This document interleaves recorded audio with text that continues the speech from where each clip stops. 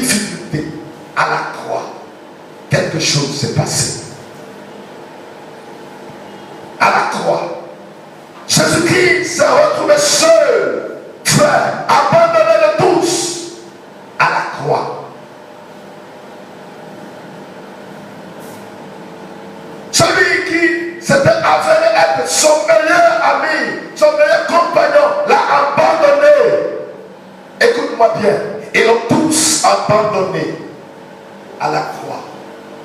À la croix, quand tu portes la croix, la fidélité disparaît. Ceux qui étaient pour toi un refuge, un roc, un rocher, une protection t'abandonne. À la croix, Jésus-Christ a été abandonné. On a fait de lui aucun cas. On l'a dédaigné, on l'a abandonné, on l'a regardé comme quelqu'un qui n'avait pas de valeur. On l'a regardé comme quelqu'un qui était sans importance, quelqu'un qui n'avait rien. Pour qu'on l'aide à la croix, Jésus-Christ était seul. Pierre l'a abandonné, Jean l'a abandonné, Jacques l'a abandonné, Philippe l'a abandonné, ils l'ont tous abandonné. Aucun d'entre eux n'a accepté de supporter la douleur. Un seul instant, personne ne pouvait accepter cette douleur. Elle était pour l'humanité tout entière. Dieu l'a abandonné. Dieu l'a abandonné parce qu'il était couvert de la souffrance, il était couvert de la souillure, il était couvert de la saleté, il était couvert du péché de l'humanité. Dieu lui-même l'a abandonné parce que Dieu ne reçoit pas le péché. Dieu n'accepte pas le péché. Dieu ne conçoit pas le péché. Dieu n'accepte pas que quelqu'un qui est pécheur soit en contact avec lui. Dieu n'aime pas le péché. Et son fils était imbibé du péché de l'humanité. Et Dieu m'a dit, il faut que tu payes le prix. À la croix, il y avait la souffrance. Il y avait la pauvreté sur lui. À la croix, il y avait la maladie sur Jésus. À la croix, il y avait la maladie. Il y avait les douleurs sur Jésus-Christ de Nazareth. À la croix.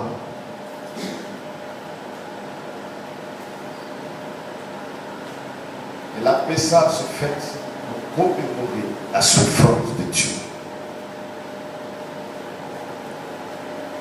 La Pâque, Dieu dit, parle de mon sang. Et dit, mon sang a coulé. Et ce sang, je l'ai versé pour l'humanité. Et il y a la puissance dans mon sang. Il y a la vie dans mon sang. Il y a la grâce dans mon sang. Il y a la sanctification dans mon sang. Il y a la purification dans mon sang. Il y a la santé dans mon sang. Mon âme est dans mon sang. Et quiconque accepte et reçoit mon sang me reçoit moi-même. Parce que je suis dans mon sang. Et je ne peux être dissocié de mon sang. Frère, le sang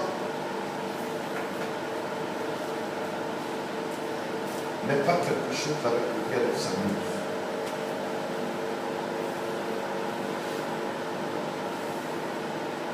Nous sommes dans les derniers temps. Et certains pasteurs ont commencé à prêcher l'évangile de la repentance.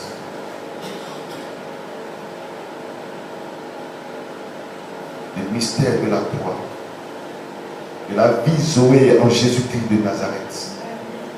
Vous savez, on a trop prêché la bénédiction et c'est devenu une culture pour nous. On a prêché la bénédiction, mais la bénédiction passe forcément par le sang de l'agneau.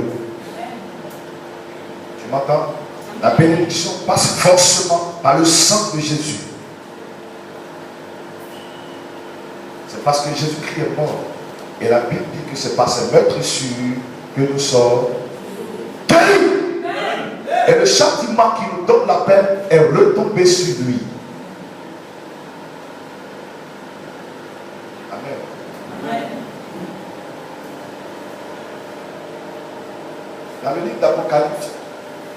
quelque part au chapitre 12, il a dit qu'ils l'ont vaincu. À cause de quoi? La victoire est dans le sang de Jésus-Christ de Nazareth. Il y a que ceux qui sont sanctifiés qui peuvent avoir la victoire sur leur ennemi. Écoute-moi bien. Si tu vis dans le péché, tu n'auras aucune victoire. Si tu vis dans le péché, tu n'auras aucune victoire. La Bible dit qu'ils l'ont vaincu, l'ennemi de nos frères. Ils l'ont vaincu à cause du sang de l'agneau. Si tu n'es pas sanctifié, la Bible dit que sans la sanctification, nul ne verra la gloire de Dieu. Et si tu vis dans le péché, que tu crois que à cause du péché dans lequel tu te trouves, l'argent que tu gagnes dans le péché, l'argent que tu amasses dans le péché, si tu penses que cet argent va te rapporter quelque chose, tu te mets le doigt dans l'œil. À la mort appelle la mort. Jésus-Christ a versé son sang. Il a versé son sang. Il n'a rien fait du tout. Il a dit, Père, je décide d'aller sauver ces gens. Pourquoi? Parce que je les aime. Moi, j'ai décidé de faire la paix avec eux, de leur donner, de s'approcher de moi. Quelqu'un disait, et ça m'a plu. C'est pourquoi la dernière fois que tu m'as donné le message, j'ai commencé à rire. J'ai commencé à rire. Aujourd'hui, les gens ne sont pas prêts à accepter la parole de Dieu. Ils ne sont pas prêts à faire quoi? À accepter la parole de Dieu. Ils sont prêts à tout accepter. Parle-leur de l'onction, ils sont d'accord avec ça. Parle-leur de la prospérité, ils sont d'accord avec ça. Parle-leur de l'élévation, ils sont d'accord avec ça. Mais parle-leur de la sanctification, parle-leur de la parole de Dieu, de la mise en pratique de la parole de Dieu.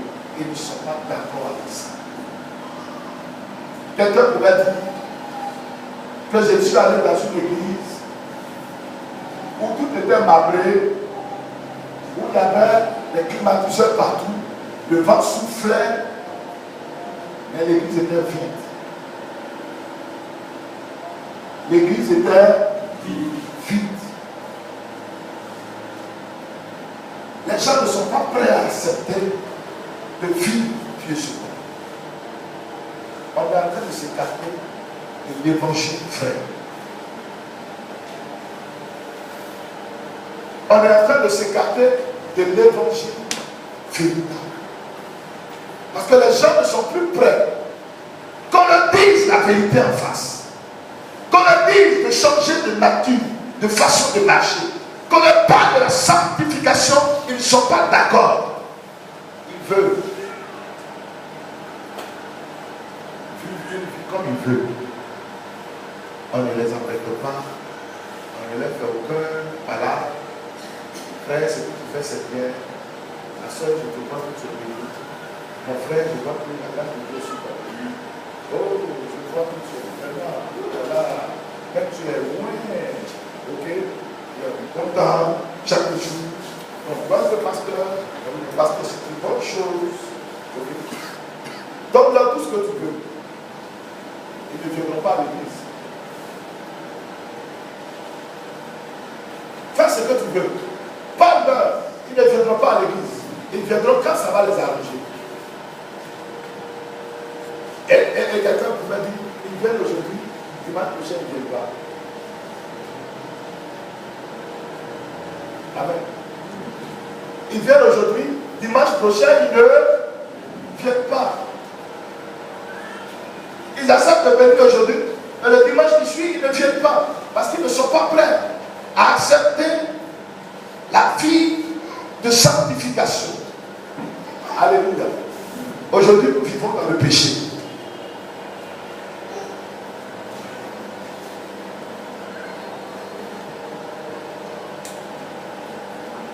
Tout est souillé. Un peu de sauveté, un peu de...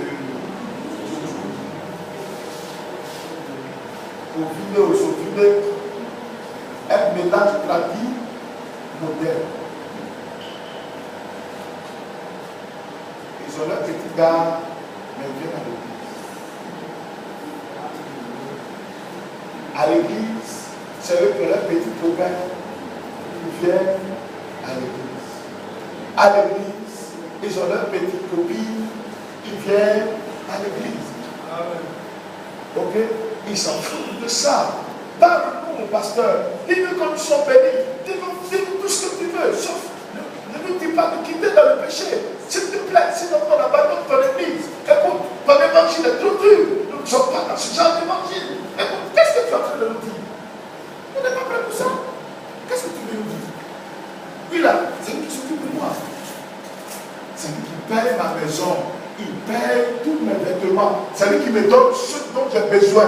Tu veux que je le laisse? Tu ne veux pas que je vive dans le péché? Tu ne sais pas que j'aime le péché? Tu ne sais pas que j'admire le péché? Tu ne sais pas que je suis collègue avec le péché?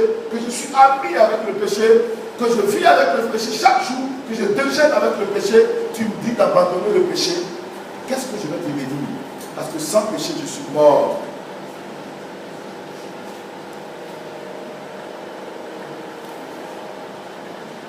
Mais laisse-moi te dire que la Bible déclare que le salaire du péché,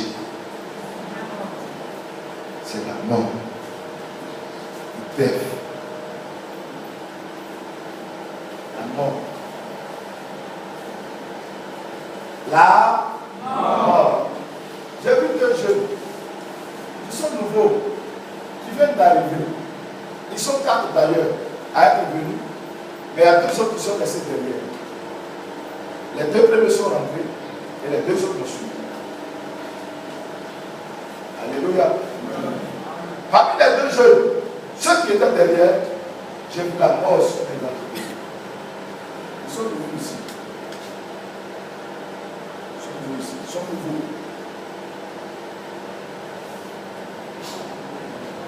Je parle de la sanctification, mais je vois clair. Amen. Alléluia. Amen. Venez ici, je vais détecter le message. S'il vous plaît, venez. Ce sont deux jeunes. Ils sont nouveaux. La Bible dit que la honte vient du diable. Si tu veux mourir dans ton péché, tu veux mourir dans les choses de la mort, reste assis. Mais sinon, déplace-toi tranquillement et puis viens.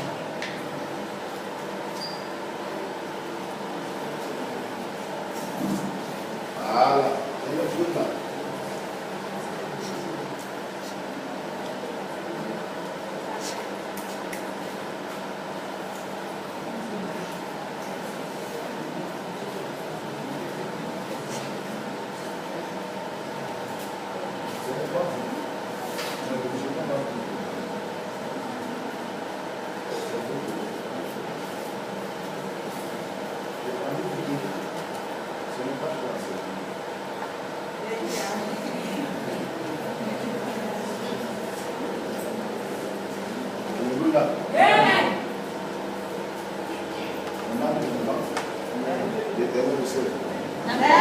Alléluia. Tu vas la fille.